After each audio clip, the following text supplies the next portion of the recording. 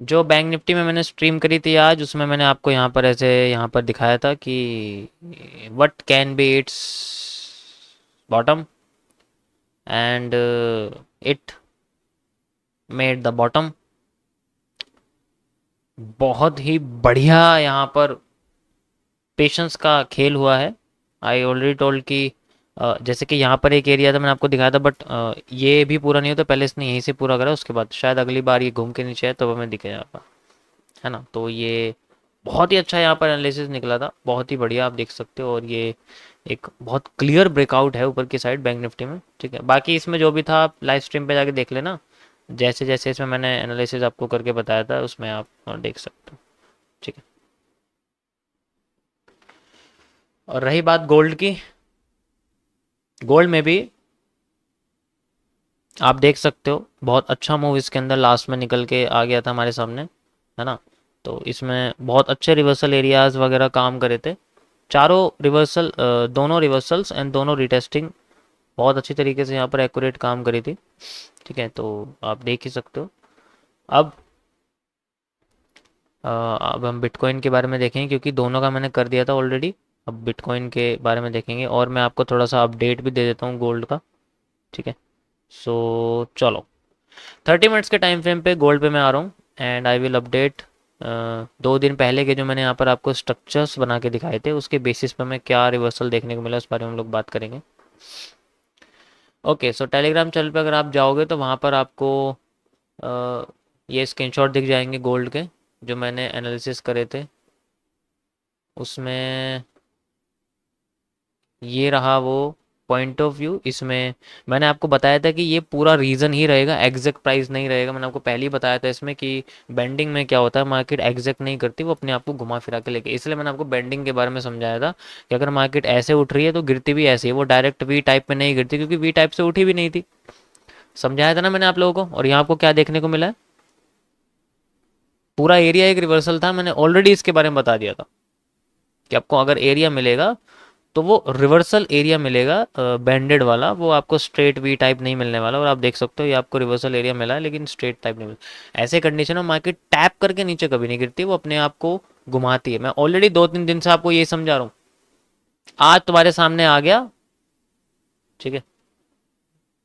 तो इसका मतलब मेरा चिल्ला चिल्ला के बताना काम कर गया। बात काम करने की नहीं, बात कॉन्सेप्ट की है। ये कॉन्सेप्ट है, ये कोई तुक्का नहीं है कि ऐसा होता है, ठीक है।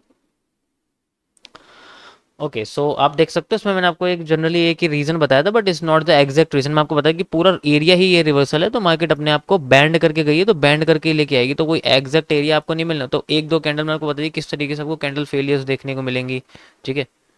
तो यहाँ पर आप देखो वही, लेकिन रिवर्सल एरिया तो यही है, उसमें कोई दो राय नहीं है। And the move is simple, पीनेंट का पहला move fake and then reversal. ये सीसीपीस के पहले कॉन्सेप्ट का पहला सॉल्यूशन है। इसके आगे की बात करते हैं अब हम, क्या हमें देखने को मिला है, ठीक है। चलो देखो, अगर मैं पिछले हिसाब से बात करूं तो अगर आप देखोगे तो पहले के मुकाबले मार्केट अपने आप को ज़्यादा गिरा के नीचे लेके आई, आप देख सकते हो। मतलब कह सकता हूँ कि जो 20% मूव है ना वो एक्स्ट्रा है, ठीक है। तो इसको हम क्या बोलेंगे, the 20% move which is extra in the market is the volume boost. क्योंकि फिलहाल के लिए अगर मैं मान लो सप्लाई डबल कर देता हूँ तो वो इतनी बैठेगी,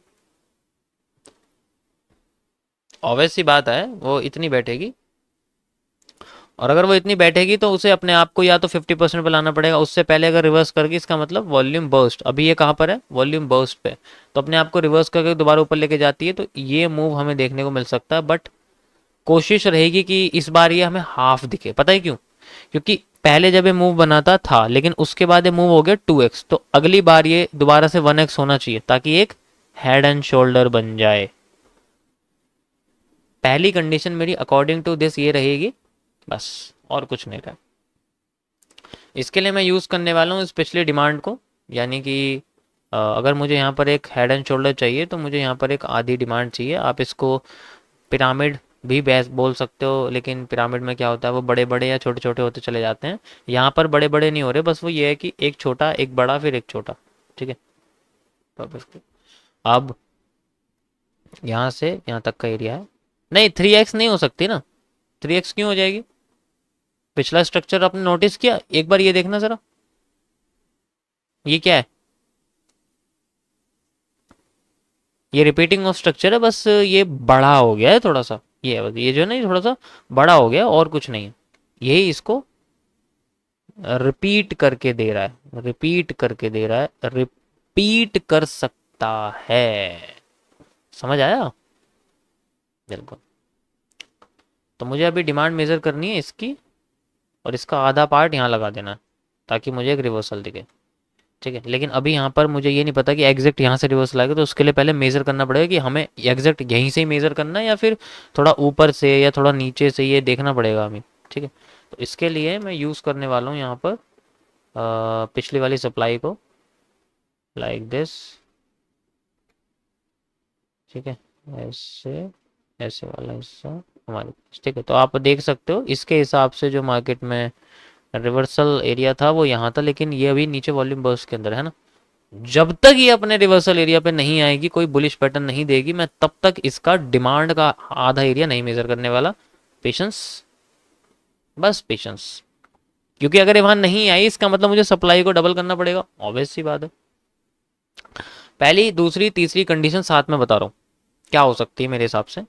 अगर ये अपने आप को यहाँ लेके बुलिश पैटर्न नहीं देती दोबारा इस रीजन में, तो कोई फायदा नहीं है, हमें सप्लाई को डबल करना पड़ेगा।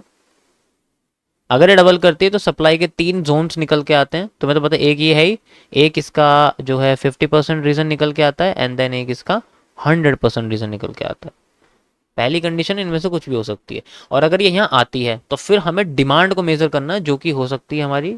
ठीक है, जो कि हो सकती है हमारी यहाँ से, अगर मैं मेजर करूँ लाइक दिस, यहाँ से हाइट तक की जो डिमांड है, ये इनसाइडर डिमांड सा, तो वो डिपेंड करेगा, अगर यहाँ पर कोई भी पैटर्न आता है तो उसके हिसाब से डिपेंड करेगा कि हमें कितना लेना है। ठीक है, तो यहाँ तक अगर ये आती है तो सबसे पहला रीजन मेरा इसका 50% पे ही रहेगा। ठीक है, अभी मुझे नहीं पता कि ये पैटर्न का एग्जैक्ट कहाँ से आएगा, तो उससे मेजर कर सकते हैं हम लोग। ये 50% जोन है लाइक दिस।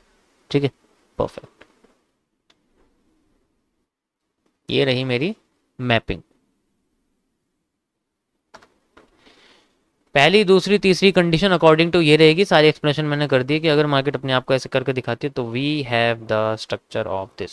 देखो ये स्ट्रक्चर मैं यूरो जेपीवाई में कर चुका हूँ पिछले जनवरी में, मतलब इसी जनवरी में मैं कर चुका हूँ। ये सेम स्ट्रक्चर ऐसा बना था यूरो जेपीवाई में, तो मुझे टाइम फ्रेम याद नहीं है किस में था, लेकिन I have sold this, lower time frame ही था, यही सेम बना था उस वक्त, तो मुझे पता है ये किस तरीके से काम कर रहा है, इसलिए मैं आपको बता रहा हूँ। ठीक है, ज़्यादा कुछ नहीं है, रिपीटिंग ऑफ स्ट्रक्चर है, ये बड़े लेवल पे एक हेड एंड शोल्डर है, इसलिए जो है इसको ज़्यादा कॉम्प्लेक्स ये दिख रहा है, लेकिन एक्चुअल में ये वही है। देखो यहाँ पर ट्रिपल डिमांड आने के चांसेस हैं, लेकिन उतने नहीं है जितना आधे डिमांड आने के चांसेस है। ट्रिपल डिमांड आने के लिए तुम्हें पता है कितना बड़ा इवेंट चाहिए यहाँ पर? इवेंट पता है कहाँ आ रहा है?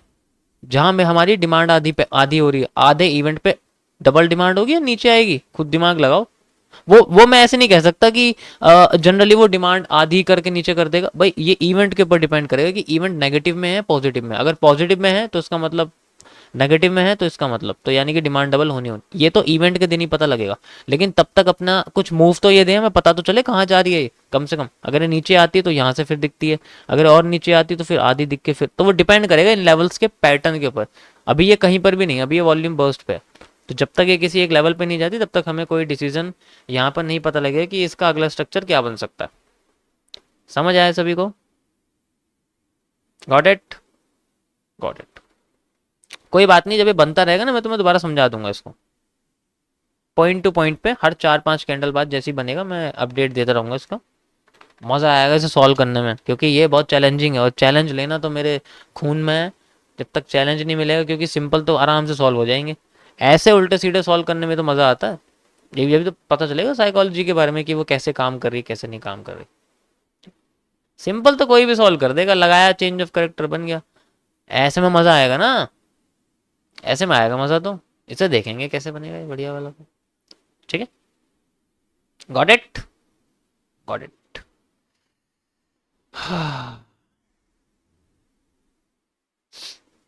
इसकी मैंने स्क्रीनशॉट इसका शेयर कर दिया गाइस, आप देख सकते हो। ठीक है।